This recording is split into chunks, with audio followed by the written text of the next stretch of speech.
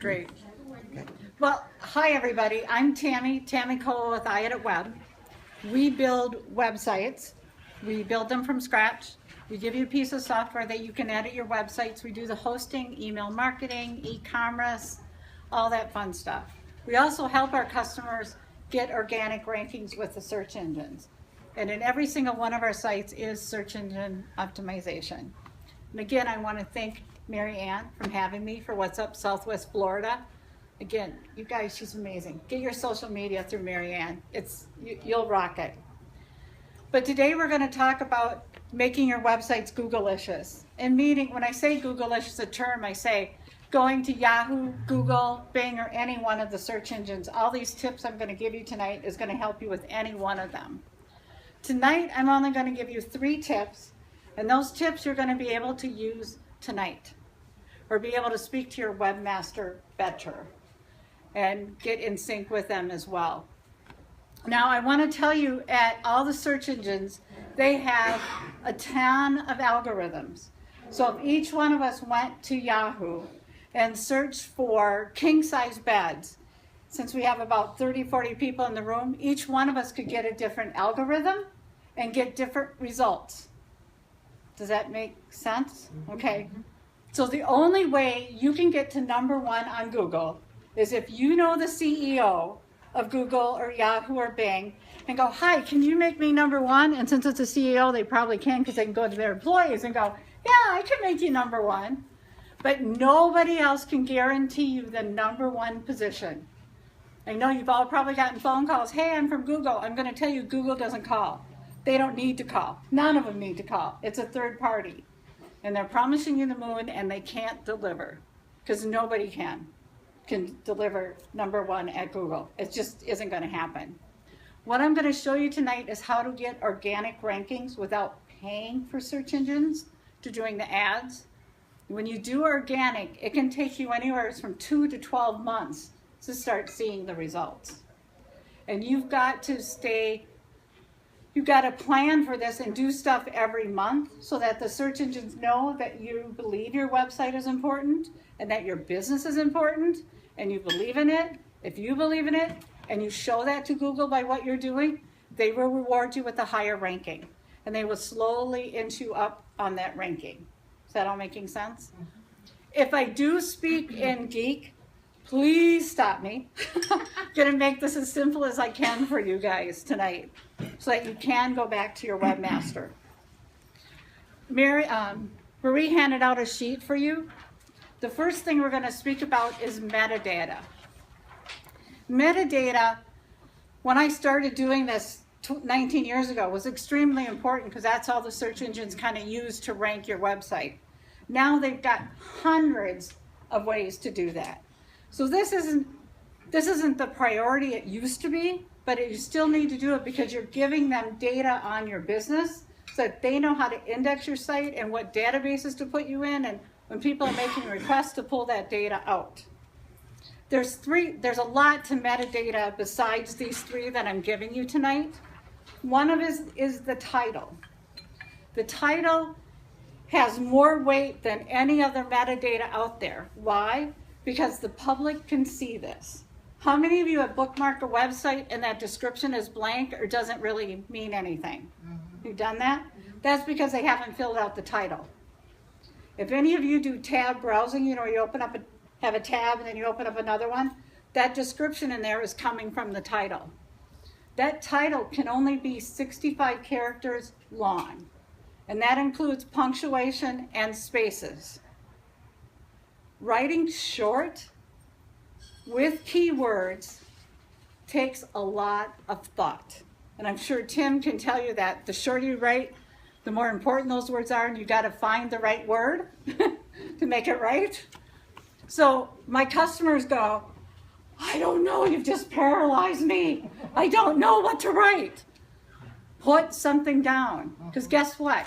If you make a change in 4 weeks, that's a good thing. Google and all the other search engines like that change. So get something down, keep track of it, and when you're brushing your teeth, you'll go, oh, I could change it. And every page of your website, each one of these 3 that I'm going to give you, needs a different title. It cannot be the same throughout your whole website. Does that make sense? So like Maggie does interior design. So if she had a page about furniture, her title should all be around furniture. If she has one about picking colors, she's going to have those keywords are going to be all around picking colors. Does that make sense? Mm-hmm. Okay. Keywords and phrases. This is where you, again, write down the keywords or phrases you believe people are going to use at the search engines to find you. And at the beginning, if you have a brand new website, you're going to be guessing. But you can go back to your hosting provider and say, I want statistics. And in those statistics, it will tell you what keywords they use to find you at the search engines. That can give you a ton of information to really narrow that focus of your keywords and phrases. When you put in your keywords or phrases, everything between a comma is considered a keyword or phrase. So if I do Fort Myers, comma, Florida, comma, that's how many keywords? 2. Yep. If I do Fort Myers, Florida, comma, that's 1 keyword or phrase. You have 30 keywords or phrases to put in. So that's quite a few. I have some customers who go, I want to do more. Well, then again, focus on that page like I spoke about. Whatever you're speaking about on that page, those keywords, phrases need to be surrounding that. Next one is description. It's a paragraph. It's 2 to 4 sentences. And again, it has to be keyword rich. Again, you can change any one of these, but it's only 300 characters. So again, every word needs to be important. And again, just get something down. It may not be perfect. I tell my customers you have to fail forward. If you don't make a mistake, you're not going to learn. And I make a mistake, I think, probably every hour some days. So just get it out there. Again, you can change it because anything you put on your website is not carved in granite. You can change it at any time, you guys. I have a customer who does restoration if there's a fire or storm. He was with me a long time and he goes, Tammy, you've done great and I've got some search engine traffic, but I'm going to go to this place that this is all they do is restoration websites. That's all I'm going to do. He went there. They use content across all their websites. It was the same content across all of them. His search engine traffic dropped drastically. About 1.5 years later, he came back and said, you guys really do know what you're doing. I'm coming back. We went through and optimized his website again, got original content. I'm going to tell you, 3 months ago, he landed a job through Google, and that job was a $100,000 job. Excellent. And he's continuing to get more of them. So and I believe that when my customers are successful, then I'm going to be more successful, but you got to get there first. The next one is how you name your images. We've all seen images when we take them on our camera or wherever that we call them image 001, image 002, or whatever comes off your device. And then you upload that photo, and the file name of that photo again is image 001. What does that tell the search engines about that image? Nothing. Absolutely nothing. You're right. So on your sheet of paper, I have a picture of the Gunford Trail near Ely, Minnesota, and there's snowshoeing. So I would name this picture Snowshoeing Boundary Waters of Minnesota.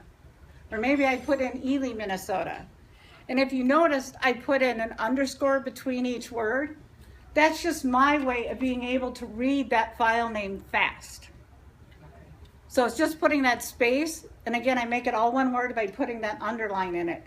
If you want to make it all one word, it isn't going to matter because the search engines have computers. They know how to figure out the words. They've got stacks of computers. But again, you want that image to be keyword rich. So when you give an image to your webmaster or you upload it yourself, no longer call it image 0200 or whatever. You rename it. Does that make sense for yourself? Mm-hmm. I have a landscaper who he's uploading a lot of before and afters, and he's like, this isn't working. I don't know. Well, again, he's doing the image, blah, blah, blah. And I'm like, can we rename these? Once he renamed it, in like 6 months, I got another call from him. And he goes, I don't know what happened, but my phone's ringing. Well, he just renamed his images. Because now the search engines know how to index that. Again, you've given them those keywords in the metadata, and now you've given them different keywords in your images. You're giving that search engine data to know what to do with you. Making sense? Mm-hmm. The third one that you can do is content. And the biggest thing is change your content often. My business customers, and I know you're all busy because you're business owners, and they're like, well, I'm too busy to change my content. I'm like, well, if you're having a website, you need to create a plan. How often are you going to change this? If you're going to change it every quarter and you stick to that quarter and Google and the search engines know that, they're going to reward you for that. But if you've been changing it every quarter and you go, okay, I changed it in June, and now you waited to November to change it, and then you did a January, and now you waited to July, guess what? The search engines are going to go, you're all over the board. I tell my business customers, change your content monthly. Now, I'm not saying change the whole entire website content, but change a page here, a page there. And again, the more pages you have on your website, the more opportunities you are giving the search engine to index your website. I have customers that go, I'm just going to do a 4-page website. I'm like, no, we're not. You don't pay, I mean, you pay storage, but again, storage is so economical these days. My customers, before they get bumped up to the next level hosting, can have, depending on how many images, anywhere between 75 to 150 pages to their website. So you can have a lot of pages before you get to the next level. So you need to make sure you have a lot of pages. The other thing is you want original content. And I already alluded to that before with my restoration company. You want your own voice. You want to be able to write it yourself. Again, we've got to write it. Now, writing for books is different than writing for the web. It's a lot different because you got to be shorter, bullet items. Okay, if you open up a website page and you're scrolling and it's solid paragraph after paragraph after paragraph and you're scrolling forever, do you guys really read it? No. So if you're having that much data on your pages, again, split them into 3 or 4 or 5 pages and do a short paragraph and bullet items because people are skimming these days. Our attention span is so short, you guys. Give them bullets, the highlights, and if you need more data for those type A people, we'll have a link that goes to a page and give them more and more data as they go through that link because those type A people are going to get there. Your content is king. So again, make sure you're changing it often. I prefer my customers change it every month. I have a retail store that changes their content every week. Their site has grown exponentially. When she started email marketing and she started changing her website weekly, and then we went, okay, let's do some email marketing because that's included with our websites. All of a sudden, her list started with 25 email addresses. Within a year, she had 2,500 email addresses that she was mailing out to on a weekly basis. But again, she's changing her website, she's building her list, she's building her clientele. Her return at the cash register has increased like 3 times, and she's seeing the results of her effort in the website. The one thing I want to leave you with today is there is no easy button for a website. There is no easy button. It's work. I have customers that go, I'm building my website and now I'm done. And I'm like, if you're done, your business is done. You need to figure out that plan. If that plan, I don't care if it's written on a napkin, I don't care if it's in Word, I don't care if it's in Excel. It doesn't have to be fancy because it's your plan. Whatever works for you to keep track of that, and put a date on your calendar, you guys. If it's every Monday morning or every Wednesday night or Saturday morning, whatever that quiet time is, you have a date with yourself to look at your website. How many of you have read your website in the last month? More hands than I thought.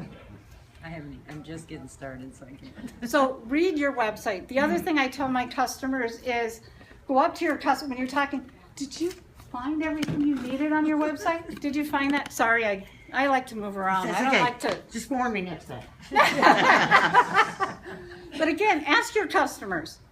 I'm learning, and by you sharing with me, tell me the truth. You're not going to hurt my feelings because I'm too close to it. I can't see the forest through the trees in my business sometimes. So did you find everything you needed? Did I give you all the information you wanted? Ask. And you know what? If you go, I need your help. How many of you are going to refuse me if I come to ask you and I need your help? Right. More than likely, you're flattered. Mm-hmm. And you may give me advice that I go, wow, I never thought of that. And I might get some ideas that I go, oh, I just can't use it. But again, it's a great learning tool by asking, and you thank them and you move forward and you make the changes. The biggest thing from today, I'm going to tell you that the biggest bang for your buck is making changes to your website. I have a question. Yes, What constitutes a change? Is that like maybe putting a blog post up a week? a blog post, yep, That's a change. that's a change. I tell my customers, especially if they're starting out, blogs were created to give business owners an opportunity to change. The problem with most of us in this room is we have a small clientele. And if you put up a blog and there's that comment area and you have 0 comments after 0 comments after 0 comments, people are going to go, other people aren't reading your blog. So I tell people, until you get a big enough audience, just post articles. So just post it as an article. Don't worry about getting comments right away. Get your following up there to the point that you can convert that into a blog. And when you do that, you're good. I could move again. But you could go up to customers and go, say, could you make a comment? Tim, I just wrote a blog about writing content and how important it is. Since you're a writer, could you make a comment on my blog? So I may have to call some people and ask them to feed it to get it started, to get the comments rolling. So again, you've got to work at it. Just because you wrote a blog, they're not going to come. You got to go ask, you guys. Nancy. Okay, this might be a dumb question, but what is the difference between an article and a blog? It's the same content, just that you're not giving them the opportunity to make a comment. Because at the end of a blog, there's a link, make a comment, and they can write comments. So it's the same thing. It's just that it's not as interactive. And to get started, and I tell my customers, write 12 to 24 articles, have them hanging out on the back side of your website, and move them in and out of your website.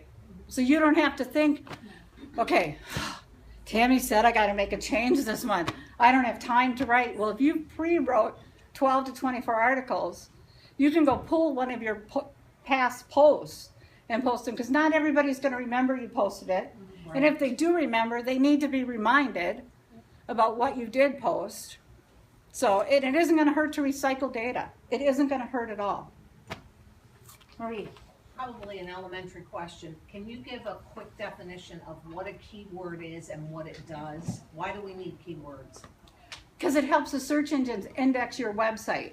And how do you decide what So the like keywords for are? you, because I know you're doing Melaleuca, so let's just talk about your vitamin page.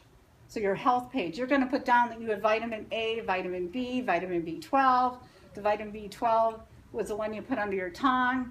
So you're going to be putting in then other words, because your vitamins in digestive system work better. So what are those words? Okay. Does that make sense? Yes, it does. So, and again, it's what words do you think people are going to use to find her vitamins? Maybe it's the symptoms that like vitamin C. It helps you with a common cold. So maybe she needs to put stuff in there about the common cold that you need vitamin C. I got it. Does that Thank make you. sense? No question is crazy, you guys. I don't care, because we all got to learn. And I don't know how much time I have. Are there any other questions? Want to give your contact information, phone number, email, however Sure. you want people to contact you? Again, I'm Tammy Colwell, and I'm with iEdit Web, and the website is the letter I, the word edit, ED for David, IT for Tom, WEB.com. My email is Tammy, T-A-M-I, at iEditWeb.com. We have customers throughout the United States, Mexico, Peru, and Europe. And I've been doing this for 19 years. And I just want to say Thank you for your undivided attention. You guys are the best.